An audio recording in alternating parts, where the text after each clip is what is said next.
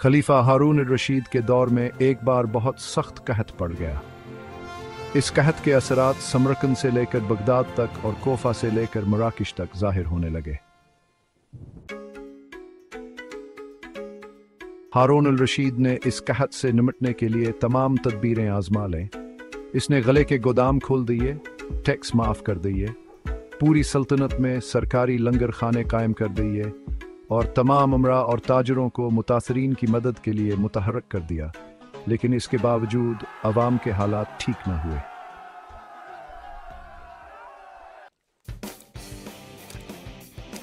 एक रात हारून रशीद शदीद इज़्तिराब में था।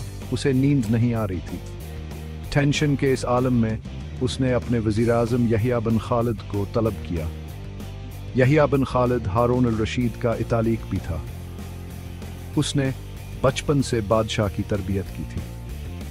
हारून रशीद ने यहिया खालिद से कहा, उस्ताद मोहतरम, आप मुझे कोई ऐसी कहानी, कोई ऐसी दास्तान सुनाएं जिसे सुनकर मुझे करार आ जाए। यहिया बिन खालिद मुस्कुराया और अर्ज किया, बादशाह सलामत, मैंने अल्लाह के किसी नबी की हयात तीबा में एक दास्तान पढ़ी थी।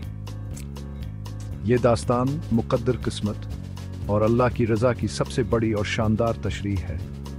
आप अगर इजाज़त दें तो मैं वो दास्तान आपके सामने दोहरा दूं। बादशाह ने बेचैनी से फरमाया, या उस्ताद, फौरन फरमाइए, मेरी जान हलक में अटक रही है।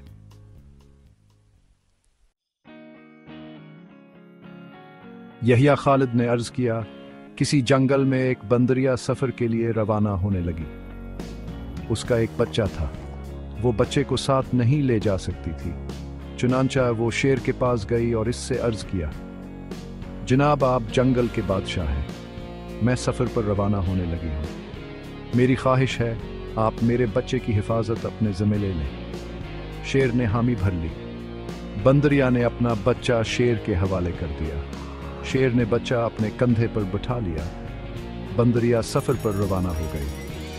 अब शेर रोज़ाना बंदर के बच्चे को कंधे पर बिठाता और जंगल में अपने रोज़मर्रा के काम करता रहता। एक दिन वो जंगल में घूम रहा था कि अचानक आसमान से एक चील ने डाई लगाई। शेर के करीब पहुंची, बंदरिया का बच्चा उठाया और आसमान में गुम हो गए। शेर जंगल में भागा दौड़ा, लेकिन वो चील को ना पकड़ सका। यहिया खालिद रखा।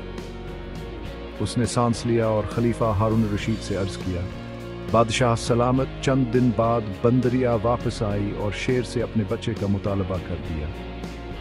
शेर ने शर्मिंदगी से जवाब दिया, तुम्हारा बच्चा तो चेल ले गई है। बंदरिया को गुस्सा आ गया और इसने चलाकर कहा, तुम कैसे बादशाह हो?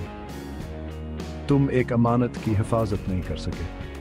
तुम इस सारे जंगल का निज़ाम कैसे चला गए? शेर ने अफसोस से सर हिलाया और बोला, मैं ज़मीन का बादशाह हूँ। अगर ज़मीन से कोई आफत तुम्हारे बच्चे की तरफ बढ़ती तो मैं इसे रोक लेता, लेकिन ये आफत आसमान से उतरी थी और आसमान की आफतें सिर्फ और सिर्फ आसमान वाला रोक सकता है। ये कहानी सुनाने के बाद यहिया बिन खालिद ने हारून रशीद से अर्ज किया, बादशाह सलामत, कहत कि ये आफत भी अगर ज़मीन से निकली होती तो आप इसे रोक लेते। आप बादशाह न बने, फ़कीर बने। ये आफत रख जाएगी। दुनिया में आफतें दो किस्म की होती हैं, आसमानी मुसीबतें और ज़मीनी आफतें। आसमानी आफत से बचे के लिए अल्लाह ताला का राज़ी होना ज़रूरी होता है, जबकि ज़मीनी आफत से बचाव के लिए इंसानों का मुत्तहिद होना, वसाइल का भरपूर इस्तेमाल और हुक्मरानों का अखलास दरकार होता है। यहिया बिन खालिद ने हारून रशीद को कहा था, बादशाह सलामत, आसमानी आफतें इस वक्त तक ख़त्म नहीं होते जब तक इंसान अपने रब को राज़ी नहीं कर लेता। आप इस आफत का मुकाबला बादशाह बनकर नहीं कर सकेंगे, चुनांचा आप फ़कीर बन जाइए, अल्लाह के हुजूर गर जाइए, इससे तौबा कीजिए, इससे मदद मांगिए। दुनिया के तमाम मसाइल और उनके हल के दरमियान सिर्फ इतना फासला होता है जितना माथे और जाए नमाज में होता है। लेकिन अफसोस, हम अपने मसाइल के हल के लिए 7 समंदर पार तो जा सकते हैं, लेकिन माथे और जाए नमाज के दरमियान मौजूद चंद इंच का फासला तय नहीं कर सकते।